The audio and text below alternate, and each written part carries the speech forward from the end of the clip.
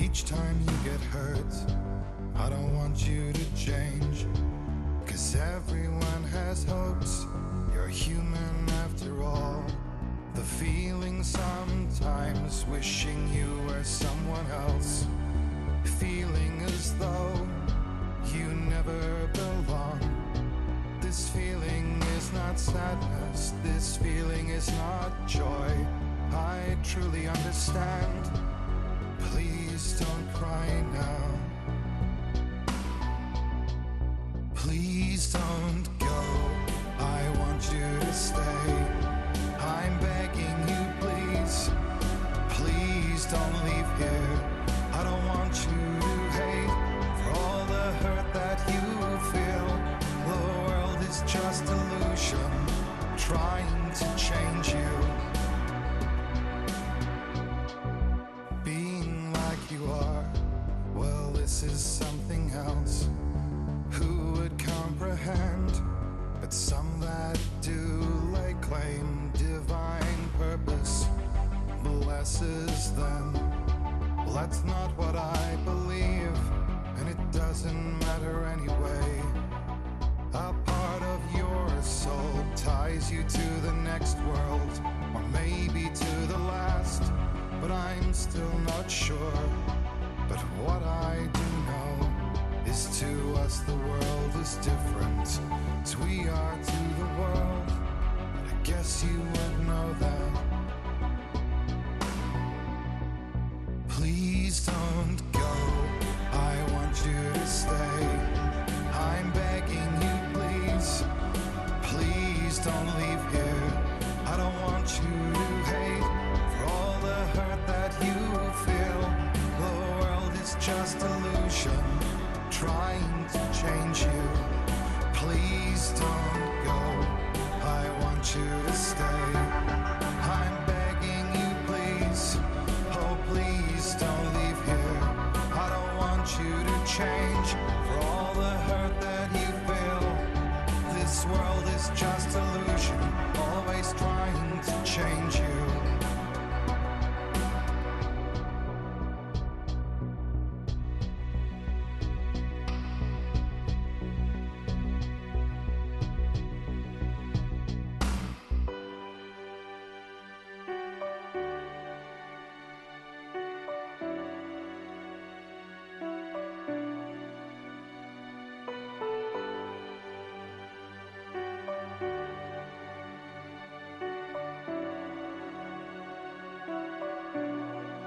Please don't go. I want you to stay. I'm begging you, please. Please don't leave here. I don't want you to hate for all the hurt that you feel. The world is just illusion, trying to change you. Please don't go. I want you to stay. I'm begging you, please. Oh, please don't leave here. I don't want you to change for all the hurt that you feel.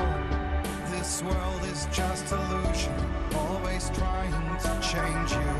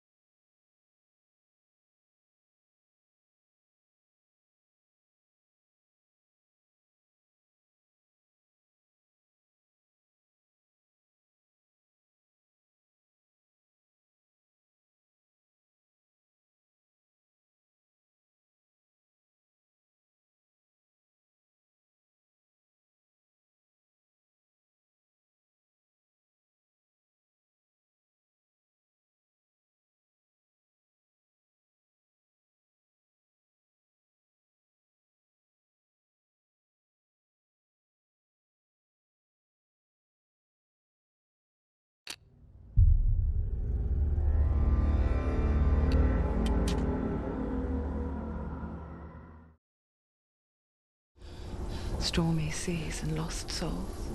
Who is it? She's dreamt of this before. It's coming. Is it? They say dreams are visions of our memories, thoughts and fears, as seen by our inner eye.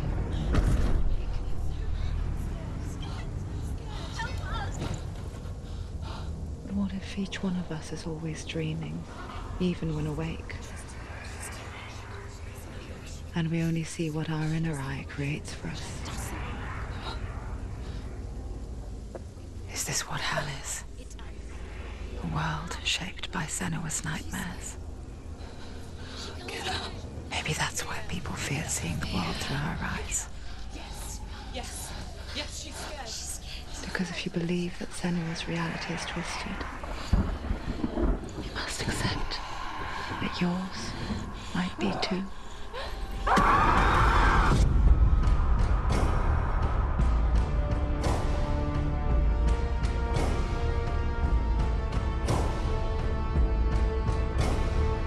Hellblade: Senua's Sacrifice is a video game about Senua, a Celtic warrior on a vision quest into Viking territory.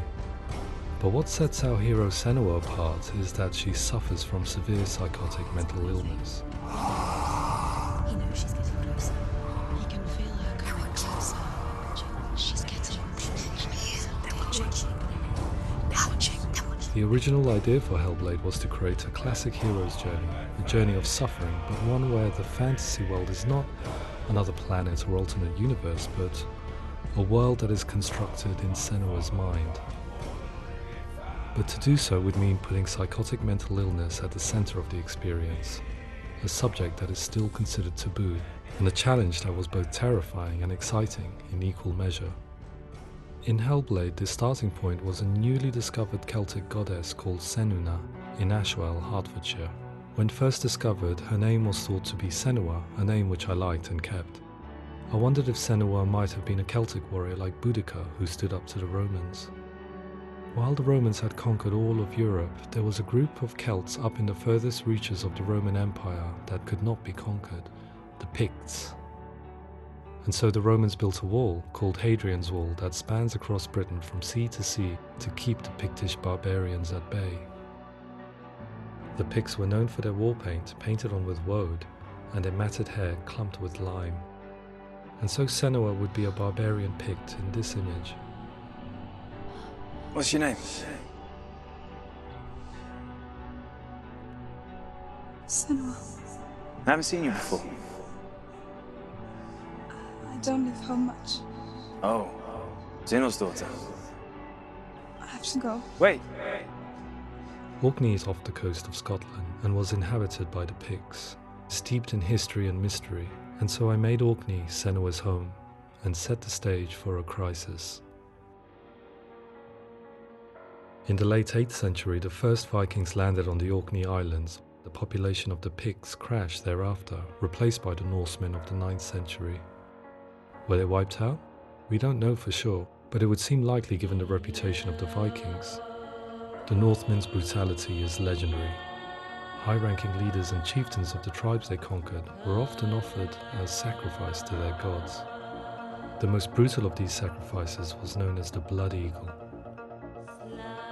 I imagine Senua as a young female warrior who returns home from exile to find her partner, Dillion, brutally sacrificed to a Norse god by these hellish warriors from a faraway land. I imagine the horror of this moment and how it would have dragged her deep into mental torment.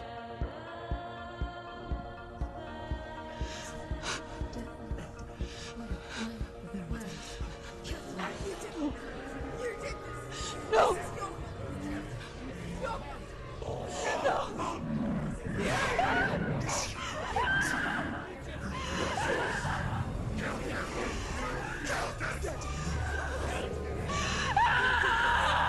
I came to learn that the Celts had a sophisticated and nuanced perspective on the nature of mental disorder. One term they used was gelt.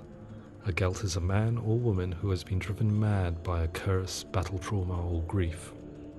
The gelt would take to a life in the woods in search of penance, punishment, and purgation. And so Senua became a gelt, cursed by darkness, looking for redemption in the wilds. Another word the Celts used in reference to mental disorders was truth, meaning fool, or Liar. one who utters the words of God. They tell of the mad sinner who flees battle into exile and takes on a beastly nature, growing feathers on his body. The character called Truth in Hellblade is based on a little-known person called Findan, an 8th century Irish Celt who was captured and enslaved by the Vikings, but eventually escaped to Orkney where he became a monk. I will tell you my stories of hell, if I may walk with you. Upon meeting Senua, it would be his stories that fuel her quest deep into their world of gods. The Northmen say the world will come to an end. The sun will grow black, the earth will sink into the sea, the stars will disappear, fire and water will meet, flames will play against the sky, the heavens and earth and all the world will be burned, all the gods will be dead, and the warriors of Valhalla and people everywhere. Senua, prepare yourself for Ragnarok, for it is nigh.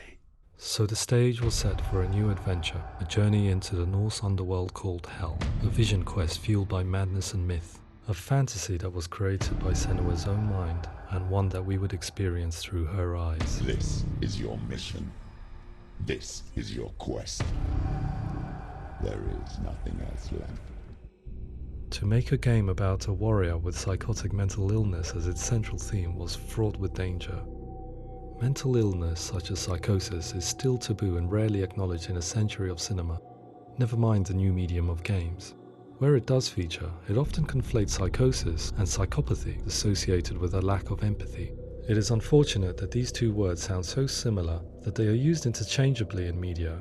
I must admit that I didn't have to look very far to discover my own ignorance of the subject. So we reached out to Paul Fletcher, psychiatrist and professor of health neuroscience at University of Cambridge. Psychosis is a descriptive term, and it refers to having a loss of contact with objective reality. So it's characterized by two main sets of symptoms. One of them is hallucinations, where somebody experiences perceptions when there is no actual objective thing out there to perceive. You're already dead. Who are you? And the other is delusions, where somebody comes to very often bizarre, unpleasant, frightening beliefs when there's no good evidence in favour of them. There's no doubt about it. The source of the darkness is in Helheim. And the goddess Hela holds his soul there. We reached out to Welcome, a biomedical research charity that spends billions on research and awareness programs aimed at improving health. Mental health hasn't always been presented in the media in a way that is particularly helpful. It can be challenging to engage people with the subject matter, and there are a lot of preconceived ideas about mental health, and particularly schizophrenia and psychosis. So we hope our support allows the team to continue to collaborate with Paul Fletcher and with those who have experience of psychosis to create a game that provides a fresh perspective on the condition and allows audiences to engage with it in a way that just wouldn't be possible in any other medium. What started out as a brief consultation convinced me that we were only scratching the surface of an immensely deep and interesting subject that could enrich and change the very nature of the game. That's cool. Thanks so much for coming in. Pleasure. Thanks. It's really interesting for me, and I'd love to be involved. I think it's fascinating. Absolutely. Our understanding of psychosis is still very much a mystery, and ways of treating it are still primitive compared to physical illness. After all, it is easy to see the pain and suffering caused by physical diseases or physical trauma. It is not so easy to see the mental suffering and trauma of severe mental illness.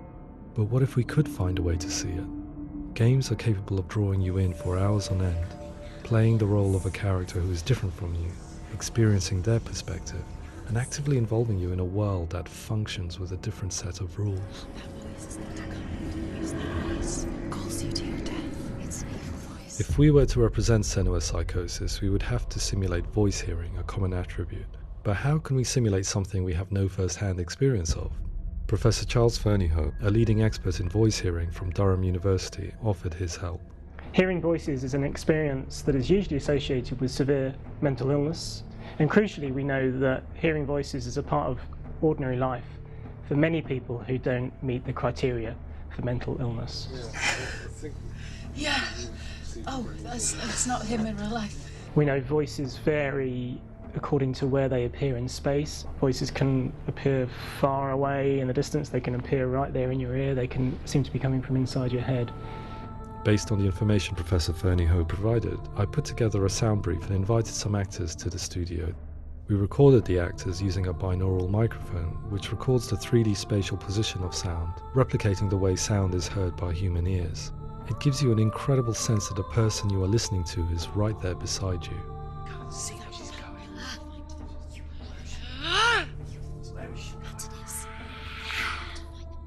Rachel Waddingham from the Voice Collective came to our studio with 2 young voice hearers to speak to our team. We talked at length about their experiences and they listened to our tests, giving us feedback on how we could improve on it. Everyone hates her. She's cursed. It's very hard to represent what this experience is like, partly because it's such a personal, intense, emotional experience. It's testament to how Ninja Theory have been listening to what the researchers are saying, but also, crucially, listening to the experts by experience. What they've come up with is so compelling. It's by far the best representation I've heard of what these experiences are like.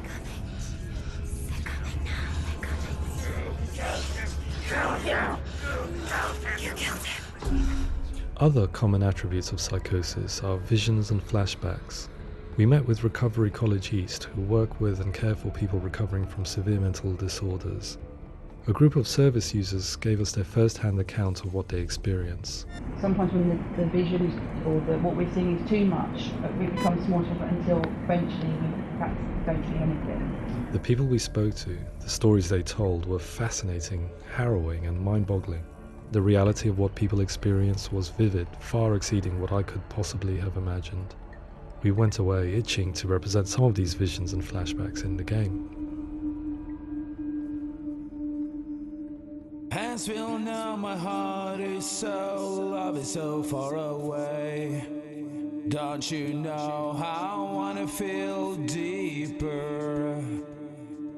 I could never know how you grow, all these days are killing me. Now I see deep in me insanity does unfold. I just wanna feel deeper, deeper. I just wanna feel deeper, deeper.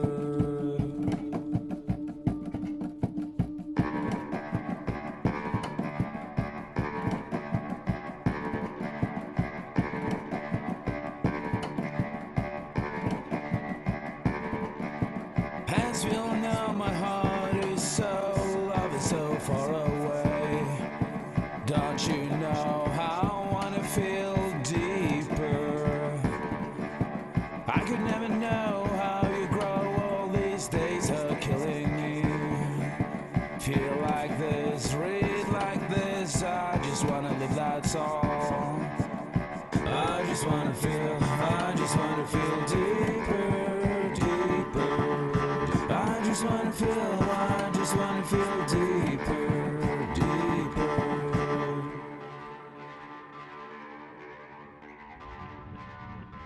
To refine our work, we continue to hold meetings with Recovery College East over the course of a year and a half, showing them what we had achieved so far and refining the in-game representations based on their feedback.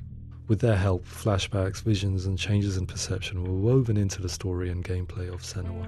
The students that are involved in this project are incredibly excited about being involved. They have described the experience as being important because it values their lived experience and shows that despite what we have been through, all of that experience becomes valid, that actually it's something that we should all be talking about. The experiences described range from beautiful to frightening beyond comprehension. I heard of a girl who has to live with an angry voice screaming at her, slamming on her doors and walls 24 hours a day. I met someone who would often see hanging corpses in a room, so real that she would sometimes try to rescue them. The panic and fear that comes with such visions is entirely understandable, and it can be a living horror for some. Worthless, weak, pathetic. Go on, feel sorry for yourself, because there is no one left to do that for you. I was urged by one fellow that we should not shy away from showing this horror, and so I was perpetually torn in making Hellblade. Had we gone too far with our representations or not far enough? broken and lost. Just like your soul. Come on.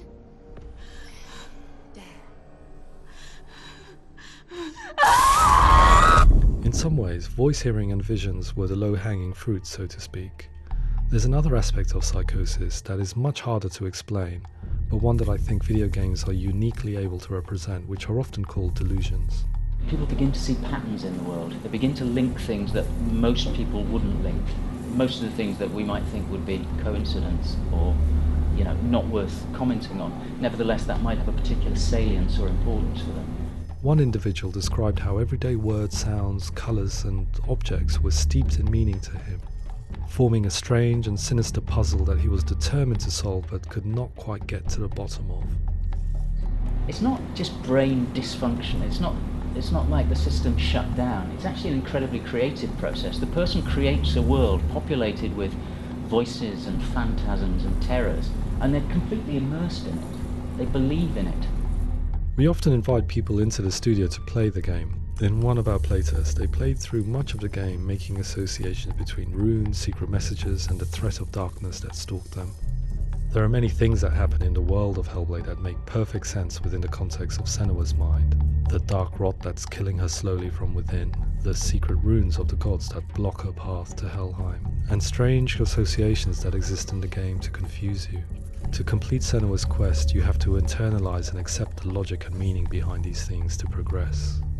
Afterwards, they said that they didn't see much evidence of mental illness in the game.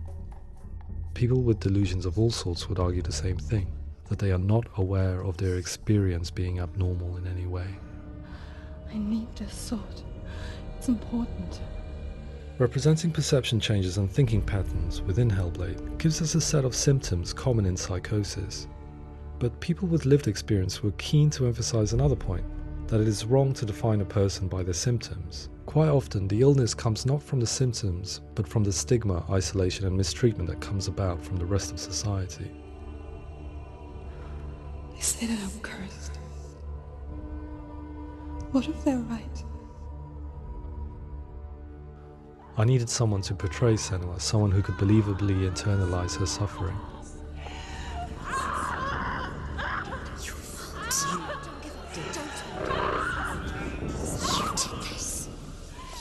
Melina Jurgens, our video editor, had been a stand-in for Senua over a few months while we perfected our motion capture techniques. Without realizing it, she had already auditioned for the role, and I knew her well enough to know that I didn't have to teach her to act, but to relive her own internal pain. As often is the case, those who have suffered mental anguish are never far from us.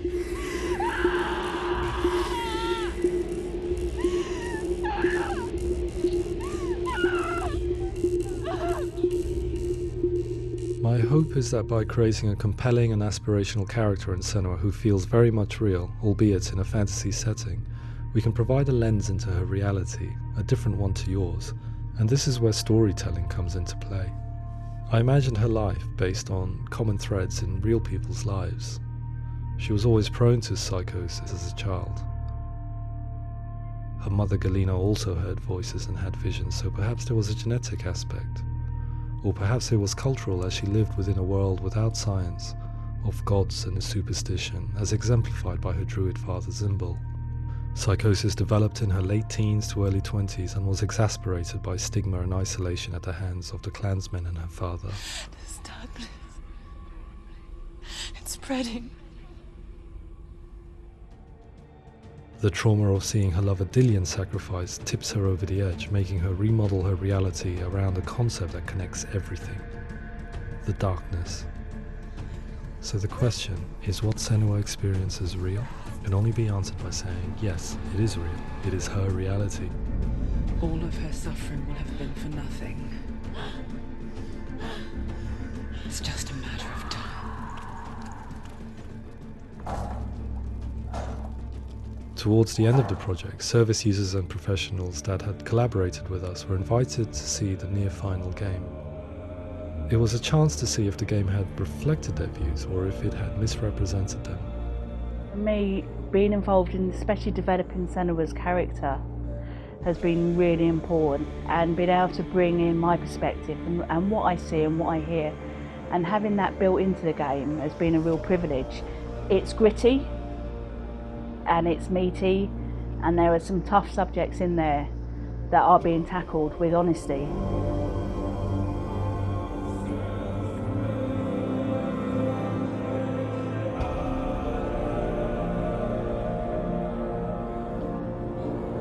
I was blown away by it today, absolutely blown away.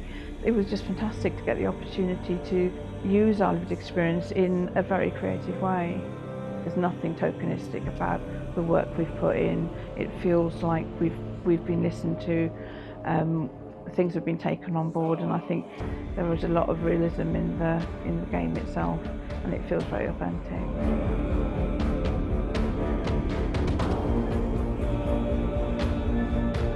Hellblade will give people a good experience of what it's like to hear voices and have those experiences.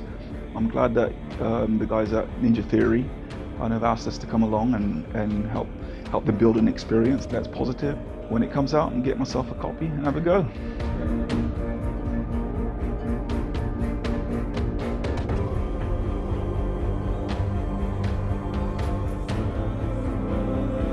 I think all the way through I was really inspired by how the conversations have translated into the game in a way that I think I didn't imagine was possible. So wonderful, really wonderful.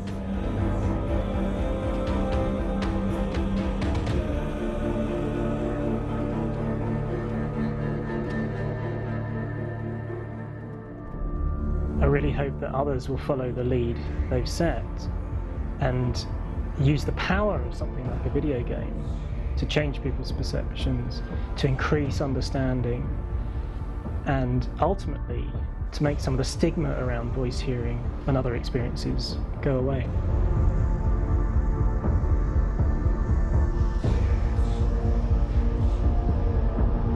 For me, it was really exciting to see something that I explore scientifically being represented so beautifully in a character who's trying to penetrate the mysteries of the environment in which they've been placed, with all of this strange uncertainty and noise and conflicting information that they're getting.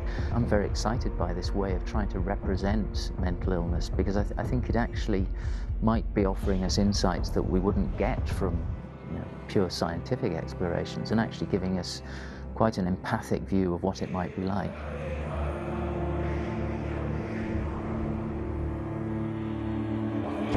Mental illness has been with us for as long as we have been on this planet, but why? Why hasn't evolution stamped out this weakness from within our gene pool? I often pondered this question until I realized that the question had an inbuilt flaw. It assumes that being and thinking differently is a weakness. The only reason we have computers, spacecraft, medicine, poetry, art, and yes, even video games is because individuals are able to simulate new abstract realities in their minds and share them with the rest of us. We need people to be willing to see differently in order for us to progress and survive as society. And we need to be open to these new ways of seeing. And it is this spirit that motivated me to create Senua's story and share it with you.